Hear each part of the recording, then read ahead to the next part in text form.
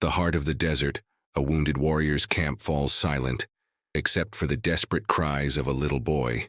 No one can calm him, until the captive white woman does something no one expects. Thank you so much for watching, and for all your comments. Let me know at the end if you liked the story and where you're watching from, and why you're following this. Arizona Territory, 1873. Sarah Mitchell stood at the edge of her family's homestead, watching the sunset paint the desert in hues of amber and gold. At 23, she had come west with her brother Thomas after the passing of their parents, seeking a fresh start far from the crowded streets of Boston. "Sarah, come inside, it's getting dark," Thomas called from the doorway of their modest cabin. "Just another minute," she replied, savoring the evening breeze. They had been in Arizona Territory for only 6 months, but Sarah had fallen in love with the wild beauty of the landscape. Thomas joined her, rifle in hand as always. "We need to be cautious. Jenkins from down the valley said he spotted Apache riders yesterday." Sarah sighed. "The Apaches were here long before us, Thomas. That doesn't change the fact that they've attacked 3 homesteads this month." Thomas's voice carried the edge of concern that had become familiar since they'd arrived. "Promise me you won't wander off alone." "I promise." Sarah nodded, though her heart yearned to explore the painted canyons and rocky formations that surrounded them. The next morning, Sarah rose early to collect water from the nearby spring. Thomas was still asleep, exhausted from working their small plot of land. She left a note saying she would return quickly, tucked her father's small pistol into her dress pocket, and set out with 2 wooden buckets. The spring lay half a mile from their cabin, nestled among a cluster of cottonwood trees. As Sarah approached, she paused, noticing something unusual. Blood. A thin trail of crimson stained the rocks beside the water. Cautiously, she followed it to find a man slumped against a boulder. He was Apache, that much was clear from his clothing and long black hair. A deep wound crossed his ribs, and his breathing came in labored gasps. Sarah's first instinct was to run, but something held her in place, perhaps the same compassion that had led her to nurse wounded soldiers during the war. "I can help you," she said, knowing he likely wouldn't understand her words. She set down her buckets and approached slowly, hands raised to show she meant no harm. The wounded Apache watched her through pain-filled eyes. He spoke a few words in his native tongue, then switched to broken English. "No. Go. Danger." "You're hurt," Sarah replied, tearing a strip from her petticoat to use as a bandage. "I can't leave you here." As she knelt beside him, a rustling sound came from the trees. Before Sarah could react, 5 Apache warriors emerged on horseback, surrounding her. Their leader, a tall man with a scar running from his temple to his jaw, dismounted and approached. He spoke sharply to the wounded man, who responded weakly. Sarah stood, heart pounding. "Please," she said. "I was only trying to help." The leader regarded her coldly before speaking in halting English. "My brother says you show kindness, but whites bring only death to our people." "I'm not your enemy," Sarah insisted. "I'm a healer. I can help him." The leader considered her words for a long moment. Then, with a quick gesture to his men, he said, "You come. Help my brother. Then perhaps you live." Before Sarah could protest, one warrior lifted her onto his horse. As they rode away from the spring, Sarah caught a last glimpse of her buckets, abandoned by the water's edge. Thomas would be frantic when she didn't return, but there was nothing she could do now except try to survive. They rode for hours, deeper into territory Sarah had never seen. The landscape grew increasingly rugged, with towering red rock formations and deep canyons. Finally, they arrived at the Apache camp, hidden in a sheltered valley. Women paused in their work to stare as the warriors brought her in. Children scattered, some hiding behind their mothers, others boldly studying the strange white woman. Sarah was led to a small wickiup where the wounded man had been placed. The leader, who she now understood was named Nakohe, the chief's son, motioned for her to tend to his brother. "Save him," Nakohe commanded, "or your life ends with his." Sarah knelt beside the injured warrior. "I need clean water, cloths, and herbs if you have them," she said, her voice steadier than she felt. A young Apache woman was instructed to bring these items, and Sarah set to work cleaning and binding the wound. "The knife went deep, but I believe it missed vital organs," she explained, though she wasn't sure Nakohe understood everything. "He's lost blood. and needs rest. For 3 days, Sarah remained by the wounded warrior's side. She learned his name was Tarak, and that he had been injured in a skirmish with cavalrymen. Slowly, his fever broke, and his strength began to return. On the 4th morning, Sarah woke to find Nakohe standing over her. "My brother lives. Your medicine is strong. He still needs time to heal completely," Sarah said, relieved but uncertain of her own fate. "You will stay until he can ride again," Nakohe declared. It wasn't a request. Sarah nodded, understanding that she remained a captive, albeit one who had earned a measure of respect. As days turned into weeks, she began to learn the rhythms of Apache life, the words of their language, and the stories they told around evening fires. Though she longed for home and worried constantly about Thomas, she found herself drawn to the stark beauty of their ways and their deep connection to the land. What she couldn't know was that Thomas had not given up searching for her. He had rallied men from neighboring homesteads and convinced a reluctant army patrol to hunt for signs of his sister. And as the summer heat reached its peak, their paths were about to converge in ways none of them could imagine. The Apache camp stirred with activity as women prepared food, children played between wickiups, and men repaired weapons or returned from hunting. Sarah had been with the tribe for nearly a month now, and while still a captive, she had been granted limited freedom to move about the camp. Tarak, the warrior she had saved, was nearly healed and had become her most vocal defender among the tribe. Sarah sat outside a wickiup grinding corn with a stone metate, a skill the women had taught her. Nearby, a young mother named Nara struggled to quiet her crying infant son. The baby had been feverish for 2 days, his wails echoing through the camp. Sarah watched as Nara tried every remedy the medicine woman had suggested, to no avail. "May I?"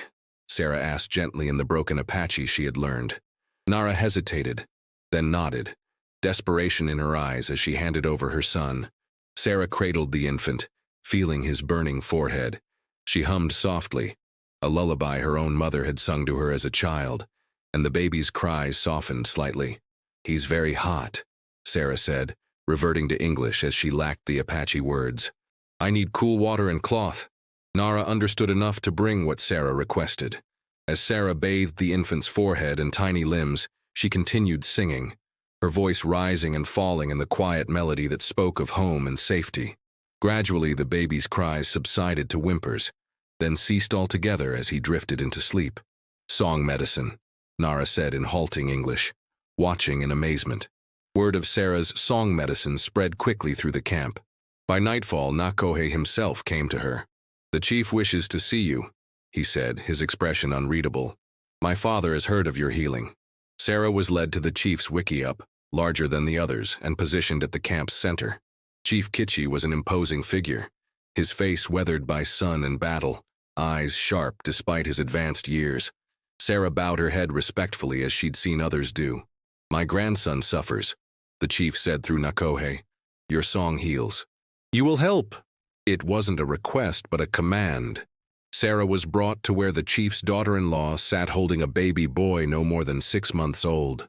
Like Nara's son, this infant cried inconsolably, his tiny fists clenched in pain. Sarah took the baby carefully, noting his fever was even higher than the first child's had been. "Many children are sick?" she asked. Nakohe translated her question, and the chief nodded gravely. "A sickness comes with the summer heat. 3 children have already joined the ancestors." Sarah's heart constricted. She had seen similar summer fevers back east. "I need more than songs," she explained. "There are herbs, medicines that can help." When her words were translated, a heated discussion broke out among the tribal elders. Some argued against trusting white medicine, while others pointed to Tarak's recovery as proof of Sarah's skills. Finally, the chief raised his hand for silence. "You will show us these medicines. If my grandson lives, you will be honored among us. And if he dies?" Sarah dared to ask. Nakohe's expression darkened as he translated the chief's response. "Then you die with him." The next morning, Sarah was permitted to leave the camp under guard to gather medicinal herbs. With 2 warriors watching her every move, she collected willow bark, elderberry, and other plants she recognized from her healing work. Back at camp, she brewed teas and prepared poultices under the suspicious eyes of the medicine woman. Throughout that day and night, Sarah tended to the chief's grandson and 5 other sick children, applying cool cloths, administering herbal remedies, and singing her mother's lullabies when nothing else would soothe them. She worked until exhaustion overtook her, falling asleep briefly only to be awakened by a fresh round of crying. By dawn, the chief's grandson's fever had broken. Within 2 days, all the children showed improvement. The tribe's attitude towards Sarah shifted dramatically. Women who had once avoided her now brought small gifts: a woven bracelet, a clay cup, extra portions of food. The medicine woman, initially resentful, began asking Sarah to show her how to prepare the remedies. One evening, as Sarah sat by the communal fire, Tarek joined her. His wound had healed well, leaving only a jagged scar across his ribs. "You have strong medicine," he said in his improving English. "The people say you have 2 spirits, White and Apache." Sarah smiled tiredly. "I only know what my mother taught me, and what I learned nursing soldiers during the war." Tarek nodded thoughtfully. "Why do you help us? We took you from your home." The question caught Sarah off guard. "Because suffering is suffering," she answered finally. "It doesn't matter whose child cries from fever, or whose brother bleeds from a wound." Their conversation was interrupted by shouts from the camp perimeter. Warriors rushed to defensive positions as a scout reported cavalry soldiers approaching the valley. Sarah felt her heart leap. Perhaps rescue was coming, then immediately felt ashamed at the thought. These people who had been her captors were now something more complex. She had saved their children. They had shown her their ways. "You must go," Tarek said urgently, pulling her to her feet. "If soldiers find you here, there will be bloodshed." "I don't understand," Sarah replied, confused by his sudden change. "Nakohe wishes to return you to your people," Tarek explained. "He has seen your heart is good, but not like this, not with guns." Before Sarah could respond, Nakohe appeared, bow in hand. "Come," he ordered Sarah. "We take you away from here. The others will hide the camp." As Sarah was hurried toward the horses, she caught sight of Nara clutching her now healthy son, fear evident in her eyes. The young mother pressed something into Sarah's hand, a small beaded amulet. "Protection," Nara said simply. Within minutes, Sarah was riding away from the camp with Nakohe, Tarak, and 2 other warriors. They took a steep trail up the canyon wall that she hadn't known existed, one that would be invisible from below. As they crested the ridge, Sarah looked back to see the cavalry patrol in the distance, approaching the valley where the camp was rapidly disappearing, as women disassembled wickiups and concealed signs of habitation. "Where are you taking me?" Sarah asked as they rode hard across the plateau. "To your brother," Nakohe answered, surprising her. "We have watched him searching. He does not give up." Sarah felt tears spring to her eyes at the mention of Thomas. "You've known where he was all this time. We know everything that happens in our lands," Tarak said with a hint of pride. "Your brother has heart, like you." As they rode through the gathering dusk, Sarah realized that she was no longer simply a captive being released, but something like an emissary between 2 worlds. The knowledge she had shared and the bonds she had formed might be small, but they were real. And perhaps in these small connections, there was hope for something beyond the bloodshed that had defined relations between their peoples for too long. The group rode through the night, following game trails and hidden paths that only the Apache knew. Sarah's muscles ached from the long hours in the saddle, but she dared not complain. Every hoofbeat brought her closer to Thomas and the life she had left behind. Yet something had changed within her. The woman returning was not the same one who had been taken. Dawn broke over the eastern mountains, painting the desert in gold and rose. Nakohe signaled for them to stop in a sheltered arroyo, where a small spring provided water. As they dismounted to rest the horses, Sarah stretched her stiff limbs. "How much farther?" she asked Tarek, who had become her most frequent interpreter. "Half-day's ride," he replied, scanning the horizon. "Your brother camps near Split Rock with 2 other men. How do you know exactly where he is?" Sarah marveled. Tarek's expression remained impassive, but his eyes held a glint of amusement. "We have eyes everywhere. Your brother is stubborn. Army soldiers gave up search weeks ago. He did not." Sarah smiled faintly, picturing Thomas's determined face. "That sounds like him." While the horses drank, Nakohe approached Sarah with an unexpected question. "The song you sing to the children, what does it mean?" Sarah was surprised by his interest. "It's a lullaby my mother sang to me. It speaks of stars watching over sleeping children, promising that morning will come and bring new joy." Nakohe nodded slowly. "Our people also have such songs. The words are different, but the heart is the same." "I've learned that many things are like that," Sarah replied. "Different on the surface, but the same at heart." Their brief respite ended when one of the scouts returned with news. A cavalry patrol was moving through the area. They mounted quickly and changed course, taking an even more circuitous route to avoid detection. "If soldiers find us with you, they will not understand," Tarek explained as they rode single file along a narrow ridge. "They will think you are still captive, that we harm you." "I could explain," Sarah offered. Nakohe, riding ahead, turned slightly. Men with guns rarely stopped to listen. By midday, the heat had become oppressive. They paused again in the shadow of a massive red rock formation. Sarah recognized the area. They were less than 10 miles from her homestead. As they prepared to continue, Tarek suddenly stiffened, raising his hand for silence. In the distance, they heard a child's cry, high-pitched and distressed. Without hesitation, the Apache warriors melted into the landscape, disappearing among rocks and sparse vegetation. Sarah remained frozen, uncertain what to do. Tarek returned moments later. "White settlers," he reported to Nakohe. "Man, woman, 2 children. Their wagon wheel broke. Woman is with child. They suffer in the heat." Nakohe's face hardened. "We go around. Not our concern." But Sarah stepped forward. "Please, they need help. The woman could lose her baby in this heat." "These may be same settlers who shoot Apache on sight," Nakohe countered. "Or they may be innocent people who will die without assistance," Sarah argued. "You're returning me to my brother out of honor. Is there not honor in saving lives, regardless of whose they are?" A tense silence followed as Nakohe considered her words. Finally, he turned to Tarek. "We help, but carefully. First we watch." They observed from concealment as the settler family struggled with their broken wagon.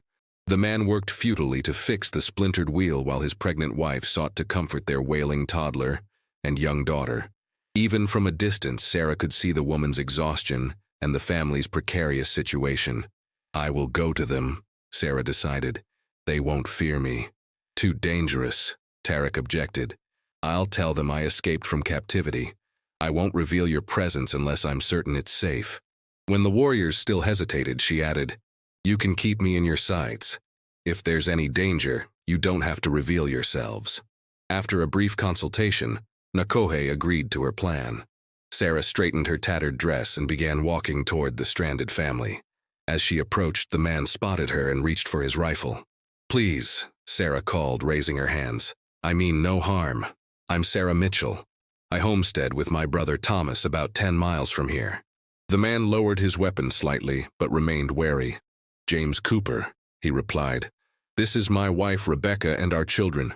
What in God's name are you doing out here alone, miss?" Sarah had prepared her story. "I was taken by Apaches a month ago. I managed to escape during the night. I've been walking since dawn trying to find my way home." Rebecca Cooper came forward. The toddler balanced on her hip. Her advanced pregnancy was evident, as was her exhaustion. "You poor thing," she said compassionately. "Are you hurt?" "I'm fine," Sarah assured her. "But you look like you could use help. How long have you been stranded here?" "Since yesterday afternoon," James admitted. "Wheel shattered on those rocks. We've got water for another day, maybe. I was about to leave Rebecca and the children with the wagon and try to reach the nearest settlement on foot." "That's too risky," Sarah said. "The heat would likely kill you before you found help." She glanced at their supplies and the broken wheel. "I know how to fix this, or at least make it hold until you reach safety." James looked skeptical. "No offense, miss, but how would you know about wagon repairs?" "My brother taught me," Sarah replied, which wasn't entirely untrue. Thomas had indeed shown her basic repairs, though the technique she had in mind she had learned from watching the Apache women repair their travois. Over the next hour, Sarah worked with materials from the wagon and surrounding landscape, yucca fibers, raw hide from their supplies, and salvaged wood. All the while, she surreptitiously evaluated the Coopers, watching how James treated his family and listening to their conversation. Rebecca sat nearby, offering Sarah water from their dwindling supply. "You're a godsend," she said. "We were beginning to lose hope." "Where are you heading?" Sarah asked as she worked. "North to my brother's place near Prescott," James explained. "Our farm in Texas failed after 3 years of drought. Rebecca's time is near, and we wanted the baby born somewhere we can put down roots." As they talked, Sarah became convinced the Coopers posed no threat to Tarek and the others. When Rebecca mentioned that their daughter had developed a troubling cough, Sarah saw an opportunity. "I know something that might help," she said carefully, "but I need to tell you the truth first." James tensed immediately. "What truth?" "I wasn't exactly honest about escaping," Sarah admitted. "The Apache who took me are nearby. They were bringing me back to my brother when we heard your child crying." James reached for his rifle again, but Sarah placed her hand on his arm. "Please listen. They mean you no harm. They could have attacked at any time but chose to help instead. One of them knows medicine that could help your daughter." Rebecca clutched her children closer. "You expect us to trust Apaches? After all the stories we've heard?" "I was afraid too," Sarah said gently. "But I've learned that most of those stories come from fear and misunderstanding on both sides. These men saved my life, and they saved your children's lives by leading me to you." After much persuasion, and Sarah's solemn promise of safety, James reluctantly agreed to let Tarek approach, alone and unarmed. The tension was palpable as Tarek emerged from hiding and walked slowly toward the wagon. The Cooper children stared wide-eyed as Tarek examined their sister's chest, listening to her breathing. He prepared a mixture of herbs from a small pouch he carried, instructing Sarah in his language how to administer it. As Sarah translated and helped Rebecca prepare the remedy, an extraordinary thing happened. The Cooper's toddler, who had been fussy and fearful, reached out toward Tarek with curious fingers. Before anyone could react, the child grabbed hold of Tarek's long hair and giggled. The simple, innocent action broke the tension. Rebecca couldn't suppress a smile, and even James's rigid posture relaxed slightly. Tarek, after a moment of surprise, made a face at the child that elicited another delighted laugh. "Tell him thank you," Rebecca said to Sarah as her daughter drank the herbal tea, "for helping despite having every reason not to." When Sarah translated, Tarek replied simply, "Children are children. They do not choose the conflicts of their fathers." With the wagon temporarily repaired and the Cooper family rested, it was time for them to continue their journey. As they prepared to leave, James approached Sarah and Tarek. "I won't pretend I understand everything that's happened here," he said awkwardly, "but I know my family would likely be dead if not for you both. That counts for something in my book." It was a small moment. One family, a handful of individuals finding common ground amid a vast conflict. But as Sarah watched the wagon roll away, she felt a flicker of hope that such moments, multiplied over time, might eventually lead to understanding. The afternoon sun beat down mercilessly as Sarah, Nakohe, Tarek, and the other warriors approached the distinctive formation known as Split Rock. From their vantage point on a ridge, they could see 3 figures in the camp below, Thomas and 2 companions. "Your brother," Nakohe confirmed, pointing to the tall figure pacing restlessly around the campfire. Sarah's heart leapt at the sight of Thomas, but anxiety quickly followed. "What will happen when we approach? He might shoot before I can explain." "We have considered this," Tarek said. "You will go first, alone. We will watch. When it is safe, Nakohe wishes to speak with your brother." "Speak with him about what?" Sarah asked, surprised. Nakohe, who had been listening, answered directly. "About peace, small peace between his family and our band." Sarah nodded, understanding the significance of this gesture. "I'll make him listen." They devised a plan. Sarah would approach the camp openly while the Apache warriors remained hidden. Once she had explained the situation to Thomas, she would signal if it was safe for Nakohe to join them. As Sarah descended toward the camp alone, emotions threatened to overwhelm her. Joy at seeing her brother, uncertainty about the reception that awaited Nakohe and Tarek, and a strange sense of loss at the thought of leaving the Apache, who had become, against all odds, something like friends. When she was halfway down the slope, one of Thomas's companions spotted her and shouted. Thomas spun around, rifle raised, then froze in disbelief. Sarah. His voice carried on the still air. Sarah. He ran toward her, dropping his weapon in his haste. They collided in an embrace so fierce it nearly knocked Sarah off her feet. Thomas's body shook with sobs as he clutched her, repeating her name like a prayer. I thought you were dead, he choked out. I've been searching for weeks. The soldiers gave up, said I was chasing ghosts, but I knew you had to be alive. Sarah held him tightly, her own tears flowing freely. I'm here, Thomas, I'm safe. His companions approached cautiously, rifles still ready. How did you escape? One of them asked, suspicion evident in his tone. No one escapes the Apache. Sarah took a deep breath and stepped back from her brother's embrace. I didn't escape. They brought me here to you. Thomas's expression shifted from joy to confusion. What are you talking about? The savages returned you? Don't call them that, Sarah said firmly. And yes, they returned me willingly. They've been watching you search. They knew how much you cared. Disbelief and anger crossed Thomas's face. These devils took you from our home, held you captive for a month, and now I'm supposed to be grateful they didn't kill you. Listen to me, Thomas, Sarah urged, gripping his arms. It's not that simple. They took me because I was trying to help one of their wounded. I saved his life, and later I saved their children from sickness. They treated me with respect. Stockholm Syndrome, muttered one of Thomas's companions. She's been brainwashed. I have not been brainwashed, Sarah retorted sharply. I know exactly what happened, and right now the men who returned me are watching to make sure I'm safe with you. Thomas and his companions immediately raised their rifles, scanning the ridgeline. Where? Thomas demanded. Put the guns down, Sarah insisted. Their leader wants to talk with you, about peace between our homestead and their band. Peace, Thomas scoffed. After what they did. After what both sides have done, Sarah corrected. Thomas, please. This cycle of violence has to end somewhere. Why not with us? Her brother stared at her for a long moment, conflict evident in his eyes. Finally, he lowered his rifle slightly. You really believe they mean no harm? I know it, Sarah affirmed. I've lived among them. I've seen their humanity just as they've seen mine. Please, trust me. After a tense discussion, Thomas reluctantly agreed to meet with Nakohe. Alone and in neutral territory, halfway between the camp and the ridge. Sarah would accompany him as interpreter. She signaled toward the ridge, and shortly after, Nakohe descended alone. Thomas watched warily as the Apache leader approached, his hand never straying far from his holstered pistol. The two men faced each other, representatives of worlds in conflict. Sarah stood between them, both literally and figuratively, a bridge across the divide. My sister says you wish to speak of peace, Thomas began, his voice tight with restrained emotion. Sarah translated, and Nakohe responded, his expression solemn. We returned Sarah Mitchell to her family. She has strong medicine and a good heart. She saved many Apache children. For this, there is gratitude.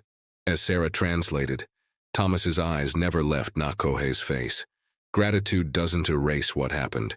You took her by force. Yes, Nakohe acknowledged when Sarah relayed the words. This was wrong. But your soldiers killed our women gathering plants. Your settlers poison water holes. There is wrong on all sides. The conversation continued, tense but civil, as the two men laid out grievances and tentative proposals. Nakohe offered safe passage for Thomas and Sarah near the Apache hunting grounds. In return, Thomas would alert the tribe if military patrols planned operations in the area. Why should I trust you? Thomas asked finally. Nakohe's response, through Sarah, was simple. Because your sister lived among us and returns unharmed. Because we could have attacked your camp but chose to talk instead. And because the children of both our peoples deserve better than endless war. As the sun began to set, an agreement took shape between them. Fragile, limited in scope, but real. It would not end the larger conflict between settlers and Apache, but it carved out a small space where coexistence might be possible. When they returned to Thomas's camp, his companions were skeptical, but eventually accepted the unusual truce. That night, to everyone's surprise, Nakohe invited them to share a meal at a neutral location. After initial hesitation, Thomas agreed. In the gathering darkness, two small groups met beside a juniper grove. Tarek brought Apache foods, mesquite bread and venison, while Thomas contributed coffee and salt pork from his supplies. The meal began in awkward silence, but gradually, aided by Sarah's translations, conversation emerged. As they ate, Thomas asked a question that had clearly been troubling him. "My sister mentioned she saved your children. What sickness afflicted them?" When Sarah translated Nakohe's explanation of the summer fever, Thomas nodded in recognition. "It struck settlements to the east last year. Many children died. In this, our suffering is the same," Nakohe observed. Later, as the fire burned low, Tarek asked about the lullaby Sarah had sung to soothe the Apache children. With self-conscious hesitation, Sarah sang it again, her clear voice rising into the star-filled desert night. When she finished, Tarek spoke briefly to Nakohe, who nodded. "Tarek would share a song of our people," Nakohe explained through Sarah. "A song for children to keep away bad dreams." Thomas tensed slightly, but nodded his permission. Tarek began to sing, his deep voice carrying a melody both foreign and strangely familiar. Though the words were unknown to Thomas and his companions, the emotion behind them was universal. A parent's desire to protect, to comfort, to promise safety in an unsafe world. When Tarek finished, silence fell over the gathering. It was Thomas who finally spoke, his voice rough with unexpected emotion. "Music speaks when words fail," he said simply. Sarah translated, and Nakohe nodded in agreement. "This is wisdom." Dawn found them preparing to part ways. Sarah embraced Nara, who had joined them with her infant son, now healthy and strong. The young Apache mother pressed her forehead against Sarah's in a gesture of sisterhood that transcended language. Tarek approached with a small bundle wrapped in deerskin. "Medicine," he explained, handing it to Sarah. "For fevers and wounds. I have shown which plants to find near your home." "Thank you," Sarah said, blinking back tears. "For everything." As the Apache prepared to leave, Nakohe addressed Thomas one final time. "The agreement between us is like a small seed. It may grow or die. The choice belongs to both our peoples." Thomas, who had witnessed his sister's genuine connection with these people he had once seen only as enemies, extended his hand in the white man's gesture of agreement. After a moment's hesitation, Nakohe clasped it firmly. "For Sarah's sake," Thomas said, "and for the children who should not grow up knowing only war." The two groups parted ways as the sun climbed higher in the azure sky. Sarah and Thomas watched the Apache riders disappear into the landscape they knew so intimately. The journey home to their cabin would be long but untroubled. As they rode, Thomas glanced at his sister. "You've changed." "Yes," Sarah acknowledged. "I've seen a different world. I've learned that people can be both captors and caregivers, enemies and friends. Nothing is as simple as we want it to be." "Will you miss them?" Thomas asked, surprising her with his perception. Sarah considered the question carefully. "I'll miss what they taught me.